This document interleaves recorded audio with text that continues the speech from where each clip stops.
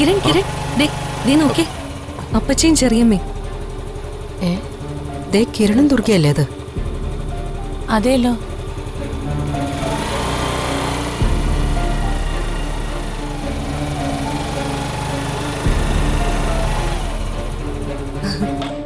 ചെറിയമ്മ അപ്പച്ചയും എന്താ ഇവിടെ? ഞങ്ങൾ എവിടെ നിന്നാ നിനക്കെന്താ? അതോ ഈ കടയും റോഡും ഒക്കെ നിന്റെ പോലീസുകാരും ഉണ്ടാക്കിയതാണോ? നിങ്ങളെ ഇവിടെ വെച്ച് കണ്ടത് നന്നായി. ഞാൻ നിന്നോട് രണ്ടെണ്ണം പറയണമെന്ന് കരുതി തന്നെയാ വന്നത്. എന്താ ചെറിയമ്മയ്ക്ക് പറയാനുള്ളത്?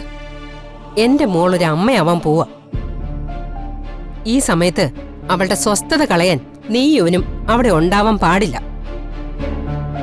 അതുകൊണ്ട് ആ വീട്ടിൽ നിന്ന് എത്രയും പെട്ടെന്ന് നിങ്ങൾ ഇറങ്ങണം. പ്രഗ്നൻസി കൺഫേം ആയിട്ട് പോരെ ആന്റി ഈ അഹങ്കാരം? അതേടാ, പ്രഗ്നൻസി കൺഫേം ആണെന്ന് അറിയാത്തത് കൊണ്ടാ ഞങ്ങൾ ക്ഷമിക്കുന്നത്. അതൊന്ന് അറിഞ്ഞോട്ടെ, ഈ ഞാൻ തന്നെ നിന്നെയൊക്കെ പിടിച്ച് പുറത്തു തള്ളും. എന്തിനാ അപ്പച്ചി ഈ റോഡിൽ നിന്ന് ഇങ്ങനെ വഴക്കുണ്ടാക്കുന്നത്? വെറുതെ നാട്ടുകാരെ കൊണ്ട് പറയിപ്പിക്കാനാണോ? ഓ ആ, അയ്യോ, ആരായി പറയുന്നേ? എല്ലാവരെയും നാട്ടുകാരുടെ മുമ്പിൽ തല ഉയർത്തിപ്പിടിച്ച് നിൽക്കാൻ പറ്റാത്ത അവസ്ഥയിലാക്കിയതേ നിന്റെ തള്ളയാ. ഇപ്പോഴും നിന്റെ തള്ള കാരണം നാണം കെട്ടാ ഞങ്ങൾ ജീവിക്കുന്നേ. അയ്യോ, മോൾ എന്താ ഗിരിജ, മോശമാണോ? ഈ നാശം പിടിച്ചവന്റെ കൂടെ ഇവള് ചാടിപ്പോയതിന്റെ പേരില് നമ്മൾ കൊറേ നാണം കെട്ടതല്ലേ? അതെ, എന്നിട്ടവള് പറഞ്ഞത് കേട്ടില്ലേ? ഏതായാലും അഷിയും പൃഥ്വിയും ഹോസ്പിറ്റലിൽ നിന്ന് വരാനുള്ള സാവകാശമേ നിനക്കൊക്കെ കിട്ടും. അത് കഴിഞ്ഞ പിന്നെ ഞങ്ങൾ എന്താ ചെയ്യാൻ പോന്നെന്ന് നീ കണ്ടോ? നീ വാ ഗിരിജ, ഇവറ്റോളോട് സംസാരിച്ച് വെറുതെ നമ്മുടെ സമയം കളയണ്ട. വാ.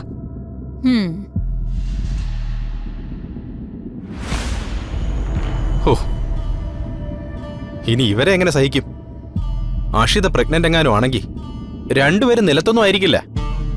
വിട്ടുകള കിരൺ, അതൊന്നും കാര്യമാക്കണ്ട. തനിക്ക് അങ്ങനെയൊക്കെ പറയാം. കടിച്ചു പിടിച്ച് ക്ഷമിച്ചു നിന്നതാ ഞാൻ.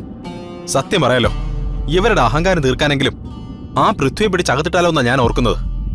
ഒന്ന് സമാധാനിക്ക്. എല്ലാവരുടെ അഹങ്കാരത്തിനുള്ള മറുപടി ഉടനെ ഉണ്ടാവും. ഇവര് ഇന്ദ്രപ്രസ്ഥത്തിലേക്കാണെന്ന് തോന്നുന്നു. നമ്മൾ കൂടി ഇപ്പൊ അങ്ങോട്ട് ചെന്നാ വീണ്ടും സംസാരവും. തൽക്കാലം നമുക്ക് സ്റ്റുഡിയോയിലേക്ക് പോവാം.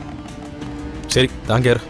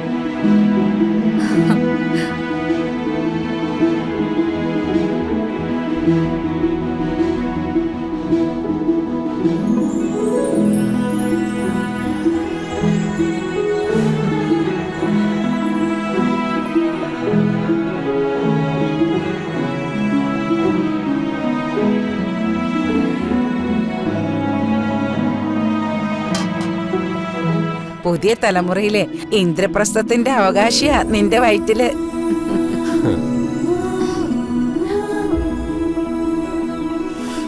അതെ, സന്തോഷത്തോടെ അകത്തേക്ക് വാ. അതെ.